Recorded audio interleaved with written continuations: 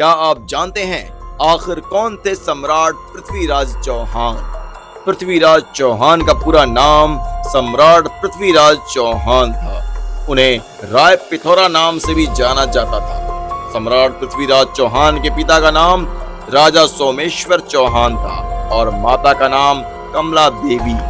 पृथ्वीराज चौहान की पत्नी का नाम संयोगिता था।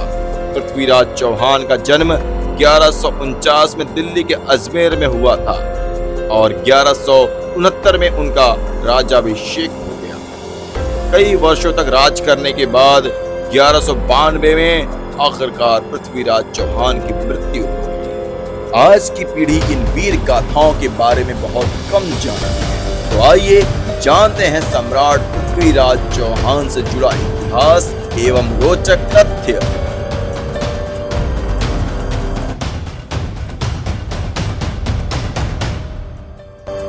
पृथ्वीराज चौहान ने 12 वर्ष की उम्र में बिना किसी हथियार के खूंखार जंगली शेर का जबड़ा फाड़ डाला था।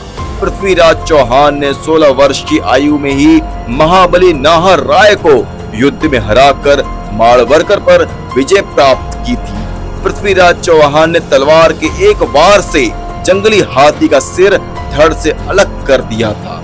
महान सम्राट पृथ्वीराज चौहान की तलवार का वजन 84 किलो था और उसे एक हाथ से चलाया करते थे। सुनने पर विश्वास नहीं हुआ होगा, परंतु यही सत्य है। सम्राट पृथ्वीराज चौहान पशु पक्षियों के साथ बातें करने की कला जानते थे। सम्राट पृथ्वीराज चौहान 1166 में अजमेर की गद्दी पर बैठे और 3 वर्ष के बाद यानी कि 1169 में दिल्ली के सिंहासन पर बैठकर पूरे हिंदुस्तान पर राज किया। सम्राट पृथ्वीराज चौहान की 13 पत्नियां थी। इनमें संयोगिता सबसे प्रसिद्ध है। पृथ्वीराज चौहान ने महमूद गौरी को 16 बार युद्ध में हराकर जीवन दान दिया था और 16 बार कुरान की कसम खिलवाई थी। गौरी ने 17वीं बार में चौहान को धोखे से बंदी बनाया और अपने देश में ले जाकर चौहान की दोनों आंखें फोड़ दी थी। उसके बाद भी राज दरबार में पृथ्वीराज चौहान ने अपना मस्तक नहीं झुकाया था। महमूद गौरी ने पृथ्वीराज चौहान को बंदी बनाकर अनेक प्रकार की पीड़ा दी थी और कई महीनों तक भूखा रखा था, फिर भी सम्राट की मृत्यु नहीं हुई थी। सम्राट पृथ्वीराज चौहान की सबसे बड़ी विशेषता ये थी कि जन्म से शब्द भेदी बाण की कला ज्ञात थी, जो कि अयोध्या नरेश राजा दशरथ के बाद केवल उन्हीं में ही थी।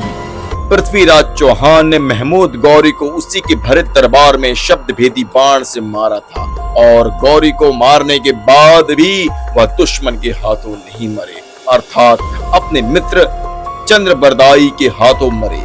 दोनों ने एक दूसरे को कटार घोंपकर मार लिया, क्योंकि और कोई विकल्प नहीं था। दुख होता है ये सोचकर कि वामनपंथियों ने इतिहास की पुस्तकों में टीपू सुल्तान, बाबर, औरंगजेब, अकबर जैसे हत्यारों के इतिहास से महिमा मंडल को भर दिया और पृथ्वीराज चौहान जैसे योद्धाओं के इतिहास को नई पीढ़ी को नहीं पढ़ने दिया, बल्कि इतिहास को ही छुपा दिया।